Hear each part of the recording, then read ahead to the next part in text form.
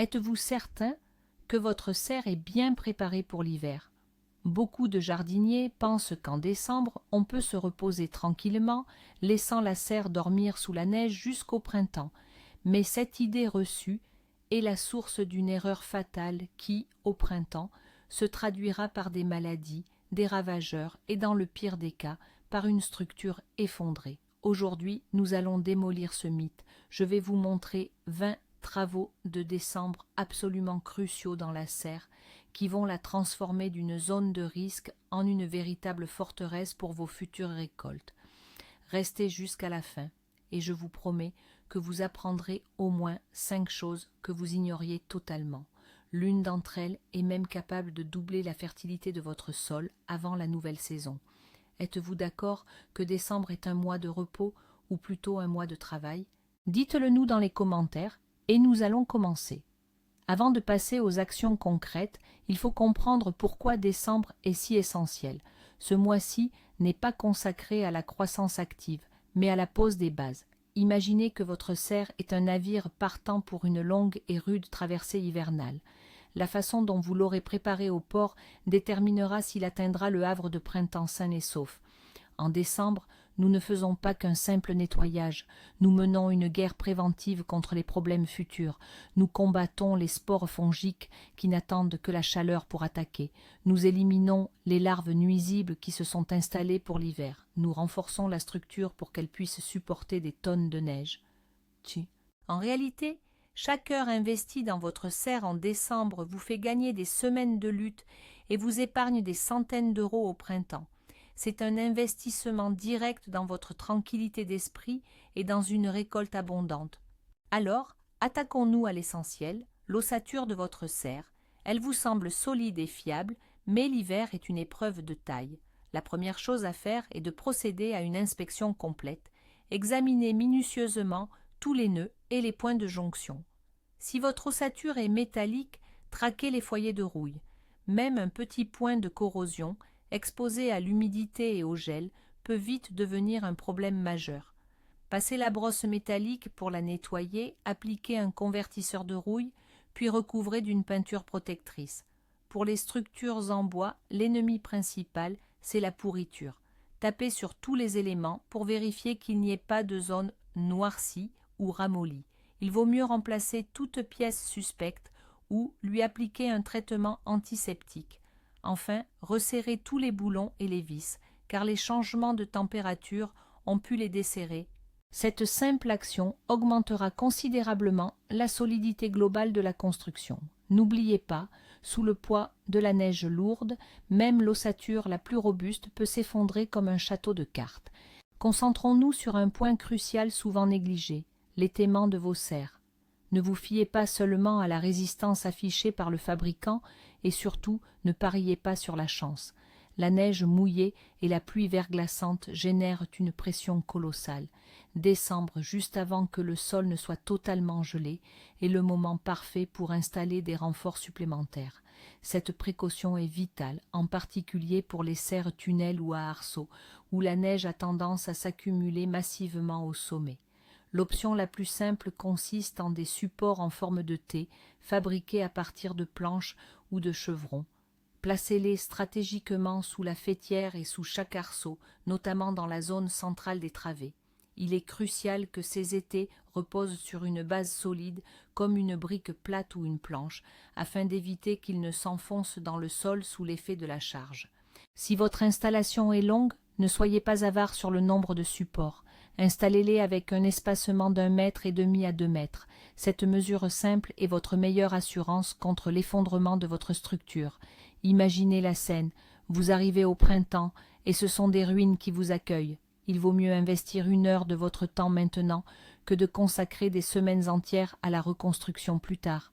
La lumière, c'est la vie, même pour une serre vide. Notre troisième priorité est donc de redonner à la couverture sa clarté originelle.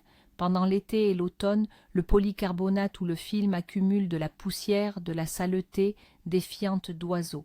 De plus, à l'intérieur, on trouve souvent un dépôt vert d'algues. Tout cela réduit considérablement la transmission de la lumière. En hiver, lorsque chaque rayon de soleil vaut de l'or, C'est crucial pour le réchauffement du sol et la lutte contre les agents pathogènes. Munissez-vous d'eau tiède, d'une éponge ou d'une brosse douce et de savon de Marseille. Surtout évitez tout produit nettoyant abrasif ou toute brosse rigide. Il laisserait des micro-rayures sur le polycarbonate, ce qui nuirait non seulement à la transparence, mais deviendrait aussi des nids à saleté à l'avenir. Lavez minutieusement la serre, à l'intérieur comme à l'extérieur. Portez une attention particulière aux joints et aux coins, là où la crasse aime s'accumuler. Après le lavage, rincez l'ensemble à l'eau claire. Vous serez surpris de voir à quel point l'intérieur sera plus lumineux et semblera plus spacieux. Non seulement cette procédure améliore l'éclairage, mais c'est également la première étape d'une désinfection complète. Parlons maintenant de la neige. La plupart des jardiniers agissent par instinct. Ils voient un gros manteau de neige sur le toit et se précipitent pour l'enlever. C'est une bonne chose, surtout si la neige est mouillée et lourde. Mais qu'en faites-vous après? La plupart des gens la jettent loin de la serre, et là, c'est une erreur monumentale.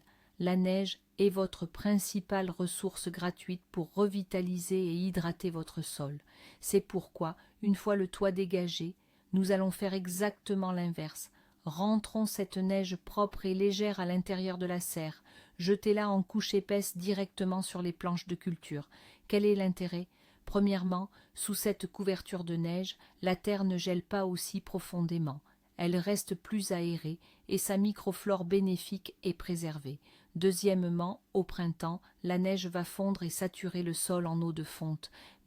C'est l'humidité la plus structurée et la plus bénéfique pour vos plantes.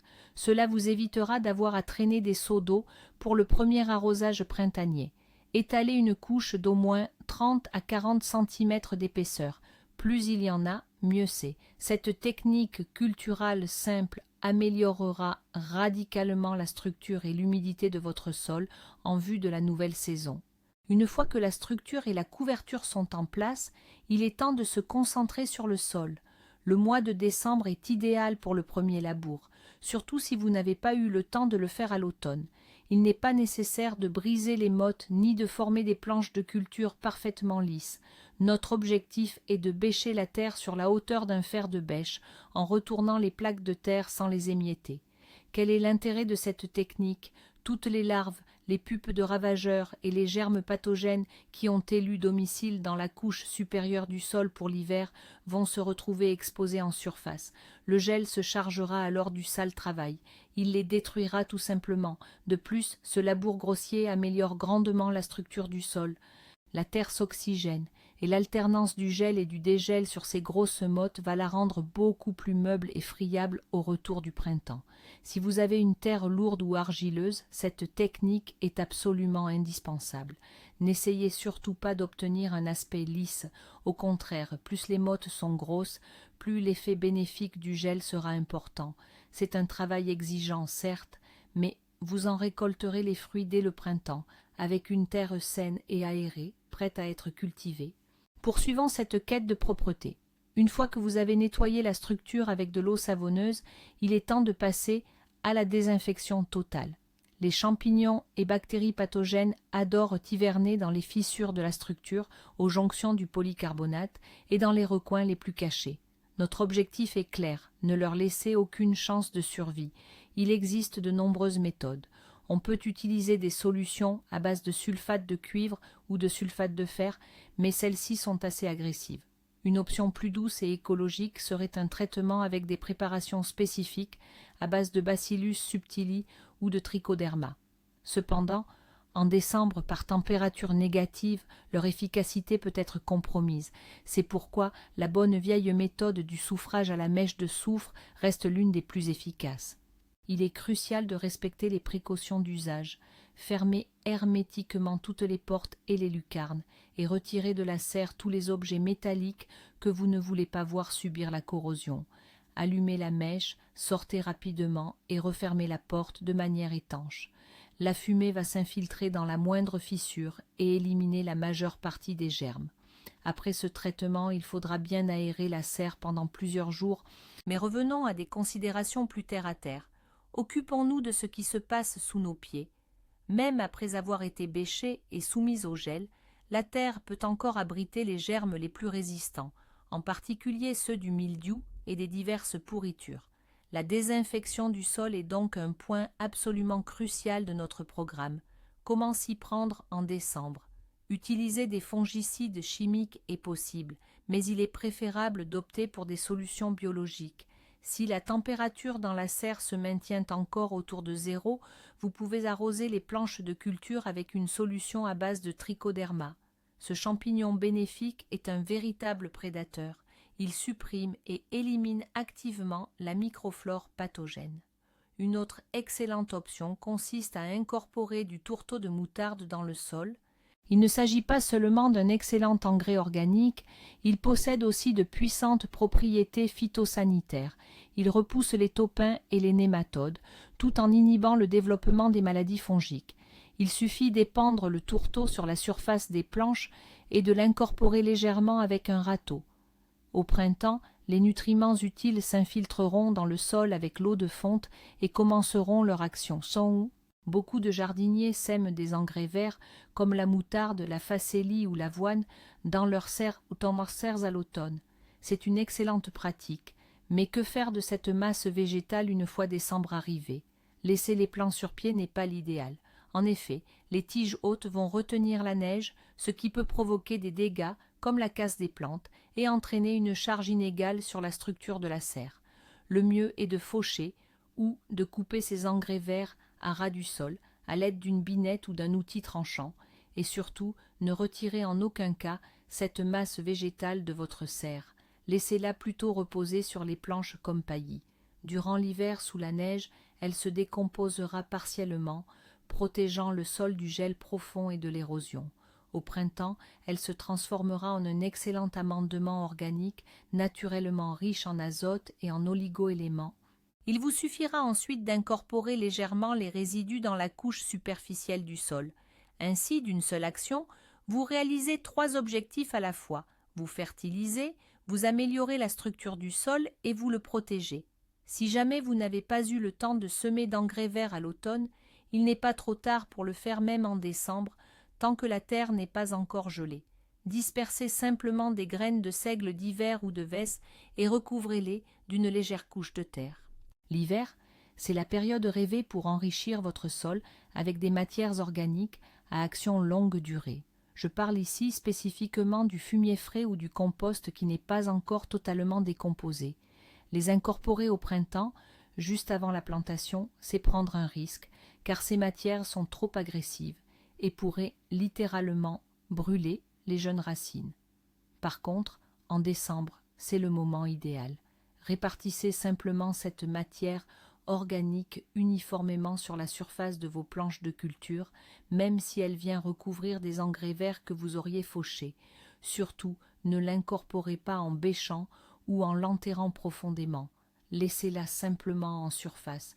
Tout au long de l'hiver, sous l'action du gel, de l'humidité et du manteau neigeux, le fumier va subir un processus de fermentation naturelle et se décomposer partiellement. Il va ainsi perdre toute son agressivité et au printemps, tous les nutriments seront rendus accessibles et assimilables par vos futures cultures. Au printemps, il ne vous restera qu'à griffer ou ameublir légèrement la couche superficielle du sol. Cette approche est particulièrement essentielle pour la terre de serre, souvent épuisée après avoir cédé une quantité considérable de nutriments durant la saison. Vous assurez de cette manière à vos futurs plants de tomates et de concombres une réserve nutritive solide pour toute l'année à venir. La condensation, c'est l'ennemi silencieux de votre serre en hiver. Ce phénomène est dû à l'écart de température entre l'intérieur et l'extérieur. En journée, le soleil, même en plein hiver, réchauffe l'air de la serre. Mais la nuit, cet air se refroidit brutalement. L'humidité se condense alors sur la face interne du revêtement et s'écoule le long de l'armature et sur le sol.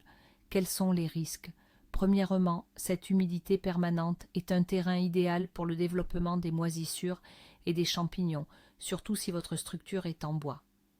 Deuxièmement, les gouttes qui tombent du plafond peuvent provoquer un excès d'eau localisé, ce qui entraîne l'acidification et l'asphyxie du sol. Troisièmement, l'eau qui gèle dans les fissures et les joints prend du volume, ce qui risque d'endommager à la fois le revêtement lui-même et les matériaux d'étanchéité. Comment lutter contre ce fléau? La méthode principale reste l'aération. Il ne faut pas laisser la serre hermétiquement fermée tout l'hiver. Ouvrez régulièrement les portes et les lucarnes pendant quelques heures, au moins une fois par semaine lorsqu'il fait plus doux. Cela permettra d'égaliser l'humidité et la température, d'assécher la structure et d'éviter la formation excessive de condensation. On entend souvent dire que si rien ne pousse dans la serre en hiver, il n'est pas nécessaire de l'aérer. C'est une erreur fondamentale. Or, l'air stagnant et humide est justement ce dont les agents pathogènes ont besoin pour proliférer. Aérer votre serre en décembre permet de résoudre plusieurs problèmes cruciaux. Premièrement, comme nous l'avons mentionné, l'aération combat la condensation. Deuxièmement, cela garantit le gel en profondeur du sol. L'air froid et sec qui pénètre à l'intérieur aide la terre à geler plus profondément, ce qui est fatal pour les parasites et les germes de maladies qui passent l'hiver. Troisièmement, l'aération prévient l'accumulation de gaz divers pouvant être libérés par la décomposition de matières organiques. Il suffit de créer un courant d'air pendant 1 ou 2 heures, idéalement par une journée glaciale et sans vent. Ouvrez les portes des 2 côtés, ainsi que les lucarnes si vous en avez. N'ayez pas peur de glacer votre serre. Au contraire, votre objectif est de ramener la température intérieure au plus proche de la température extérieure. Cela créera des conditions défavorables pour toutes les menaces et assainira votre microclimat. Une aération régulière est la clé de la bonne santé et de la longévité de votre serre. Décembre, c'est la morte saison. C'est donc le moment parfait pour faire l'inventaire et la révision complète de votre matériel de jardinage dédié à la serre. Avouez qu'au printemps, quand chaque minute compte, la dernière chose que l'on souhaite, c'est découvrir que le manche de la bêche est cassé ou que le sécateur est rouillé et ne coupe plus. C'est pourquoi, maintenant, prenez votre temps pour rassembler tous les outils que vous avez utilisés sous la serre. Bêche, râteau, binette, sécateur, arrosoir et seau. Nettoyez-les minutieusement en retirant toute trace de terre et les résidus végétaux. Lavez et séchez les parties métalliques, puis huilez-les avec de l'huile moteur ou une autre graisse consistante pour les protéger de la rouille. Profitez-en pour vérifier et aiguiser les lames de vos sécateurs et de vos couteaux. Inspectez les manches en bois pour détecter d'éventuelles fissures. S'il y en a, remplacez-les sans attendre. Réparez les arrosoirs et les seaux qui fuient. Rassemblez et rangez soigneusement dans un même endroit tous les piquets, tuteurs, filets et arceaux. Non seulement cela prolongera la durée de vie de votre matériel, mais cela vous fera aussi gagner un temps précieux et vous évitera bien des tracas au printemps. Vous pourrez ainsi démarrer immédiatement vos travaux sans perdre de temps en réparation. Alors que le blizzard fait rage dehors et qu'un calme glacial règne dans la serre, c'est le moment idéal pour se consacrer à un travail de fond, la planification de la saison à venir. Il ne faut surtout pas faire cela à la va-vite au printemps. Prenez une feuille de papier ou ouvrez un fichier sur votre ordinateur et dessinez le plan de votre serre. Divisez cet espace en parcelles ou en planches de culture. Et maintenant, le point crucial. Rappelez-vous ce qui a poussé ou l'année dernière. La règle d'or de la rotation des cultures est la suivante. Il ne faut jamais planter la même culture, ni ses plantes cousines, au même endroit plusieurs années de suite. Cela entraîne l'accumulation de maladies et de parasites spécifiques dans le sol, ainsi qu'un épuisement ciblé de la terre. Par exemple, après des tomates, il est impératif d'éviter les poivrons, les aubergines et les pommes de terre. Réfléchissez bien aux cultures que vous allez alterner. Prévoyez également des cultures associées. Par exemple, vous pouvez optimiser l'espace en plantant des radis ou de la salade entre vos rangs de tomates. Calculez combien de plants il vous faudra et dressez la liste des semences et des graines à acheter. Cette planification anticipée vous permettra d'éviter le chaos et les erreurs au printemps et d'utiliser la surface de votre serre avec une efficacité maximale. La question de l'arrosage dans une serre en décembre peut paraître étrange. Pourquoi arroser une terre vide et gelée? Dans la plupart des cas, la réponse est simple, inutile. La neige que nous avons pris soin d'accumuler sur les planches fournira au sol l'humidité idéale au retour du printemps. Mais il y a des exceptions. Par exemple, si vous faites hiverner dans la serre des plantes vivaces en pot, comme des rosiers ou des hortensias que vous avez rentrées pour l'hiver, ou bien si vous avez laissé quelques cultures en place, comme du persil ou de l'oseille, pour passer cette saison. Dans ces cas précis, lors de forts redoux, lorsque la terre dégèle, il est important de vérifier son niveau d'humidité. Si elle est complètement sèche, un petit arrosage avec de l'eau tiède sera bénéfique. Attention, n'exagérez surtout pas. L'excès d'humidité, combiné au retour du gel, peut provoquer l'éclatement des racines. L'arrosage doit rester très modéré, juste de quoi empêcher la motte de racines de se dessécher complètement.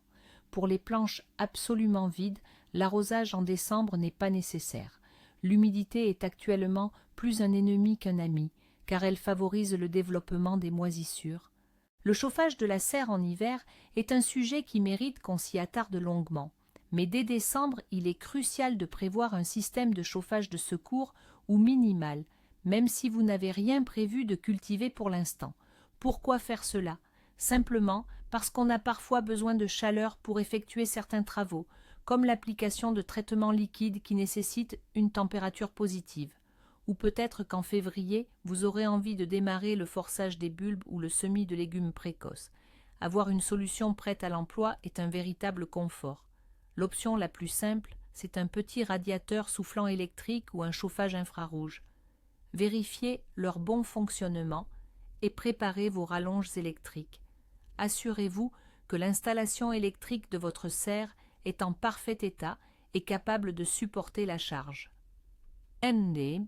L'option plus avancée est le système de chauffage du sol, réalisé grâce à un câble chauffant. Décembre, lorsque les parcelles sont encore vides, est le moment idéal pour son installation. Même si vous ne l'allumez pas en permanence, la capacité de réchauffer rapidement la terre au printemps pour des plantations précoces est un avantage majeur qui accélérera considérablement l'arrivée de vos premières récoltes. Mais qui a dit qu'une serre devait rester absolument vide en plein mois de décembre? Si vous pouvez y maintenir ne serait-ce qu'une température positive minimale, vous avez tout ce qu'il faut pour la transformer en un petit potager d'hiver. Que planter ou semer durant cette période? Principalement, il s'agit de cultiver des légumes verts en forçage. Plantez des bulbes d'oignons dans des caisses ou directement en pleine terre. En quelques semaines seulement, vous obtiendrez de la ciboule fraîche. Vous pouvez faire de même avec les racines de persil, de céleri ou de betterave pour en récolter les feuilles. De plus, c'est le moment de semer les cultures les plus précoces et les plus résistantes au froid, le cresson, la moutarde en feuilles et les épinards. Ils n'exigent pas beaucoup de lumière ni de chaleur et peuvent produire des récoltes même dans les conditions spartiates d'une serre hivernale. Bien sûr, la récolte ne sera pas aussi abondante qu'en été, mais quel plaisir incomparable de pouvoir offrir à sa table de Noël un petit bouquet de vitamines fraîches cultivées chez soi. C'est la preuve que la saison des serres peut durer toute l'année. Si vous n'avez rien à cultiver, votre serre en décembre peut servir à une autre fin tout aussi essentielle, un lieu de stockage idéal. C'est, en quelque sorte, une cave prête à l'emploi, mais hors sol. Vous pouvez y conserver les légumes racines qui craignent les fortes gelées, mais ont besoin de fraîcheur. Pensez par exemple aux carottes, aux betteraves ou aux radis. Comment procéder? Prenez de grandes caisses ou des tonneaux. Tapissez le fond d'une couche de sable sec ou de sûre. Placez-y les légumes racines sans qu'ils ne se touchent, en recouvrant chaque couche de sable. Cette méthode empêchera qu'ils ne se dessèchent et limitera la propagation de la pourriture. La serre est également un excellent endroit pour hiverner les bulbes de glaïeul ou les rhizomes de dahlia que vous avez déterrés. L'essentiel est de veiller à la sécheresse et de les protéger contre le gel direct. Vous pouvez, par exemple, recouvrir les caisses de vieilles couvertures ou d'un voile d'hivernage. Ainsi, votre serre reste utile même en période de dormance complète, vous aidant à conserver vos récoltes jusqu'au printemps. En hiver, quand la nourriture se fait rare dans la nature, votre serre peut devenir un lieu extrêmement attrayant pour des invités indésirables, les souris et autres rongeurs. Ce qui les attire, ce n'est pas seulement la chaleur potentielle, mais aussi les restes de végétaux, les graines ou tout simplement un abri contre les prédateurs. Les dégâts qu'ils peuvent causer sont considérables. Ils peuvent ronger les parties en bois de la structure, endommager le matériel de couverture, gâcher la récolte stockée et saccager les planches de culture. Il est donc essentiel de prendre des mesures de protection dès le mois de décembre. Premièrement, retirez tout ce qui est comestible de la serre. Ne laissez traîner ni sachets de graines, ni restes de légumes. Deuxièmement, bouchez toutes les fissures et ouvertures par lesquelles les rongeurs pourraient s'introduire.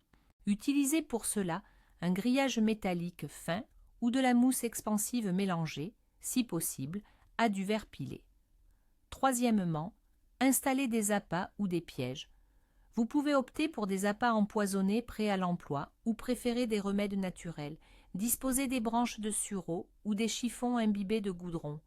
Les rongeurs détestent absolument cette odeur. Même lorsqu'elle est au repos, il est crucial de surveiller le microclimat de votre serre. Installez-y un simple thermomètre extérieur capable d'enregistrer les températures minimales et maximales. Passez-la voir régulièrement, au moins une fois par semaine, pour relever ces données.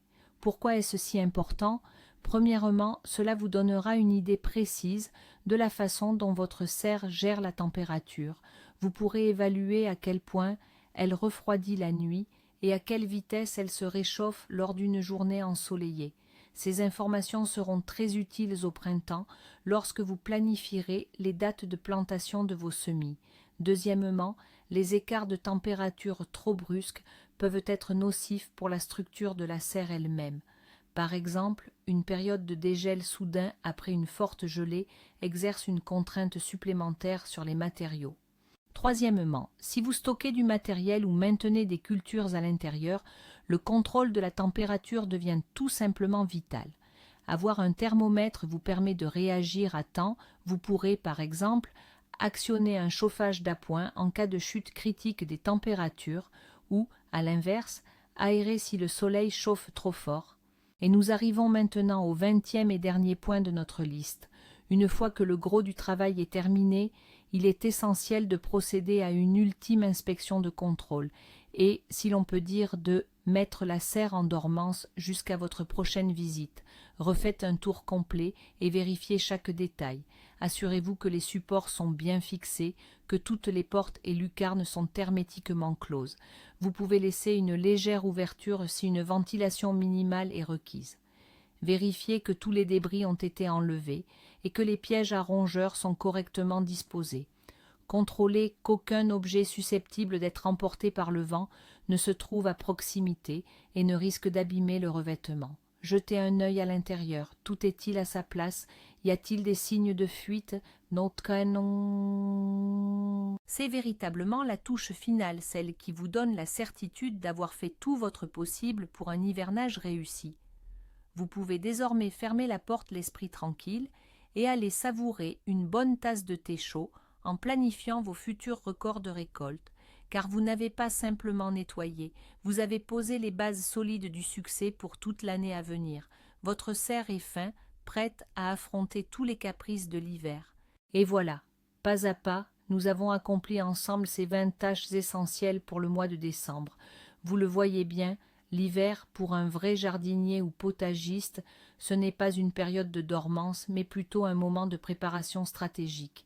Les points les plus étonnants, c'est bien sûr cette idée d'apporter la neige à l'intérieur de la serre plutôt que de la jeter dehors, et la possibilité d'utiliser votre abri comme un véritable cellier ou une cave. Ces astuces, d'apparence simple, transforment radicalement notre approche de l'hivernage. En suivant ce plan, vous ne faites pas que protéger votre serre. Vous y créez les conditions idéales pour un démarrage explosif au printemps. Un sol sain et fertile, l'absence de nuisibles et de maladies et une structure entièrement intacte. Merci d'avoir regardé cette vidéo jusqu'au bout. J'espère sincèrement que ces conseils vous auront été utiles. Si c'est le cas, n'oubliez pas de mettre un pouce bleu et de vous abonner à la chaîne pour ne rater aucun de nos secrets pour des récoltes abondantes. Et maintenant, une question pour vous. Quelles sont, selon vous, les tâches de décembre les plus cruciales dans la serre et lesquelles trouvez-vous superflues? Partagez votre expérience dans les commentaires, discutons-en.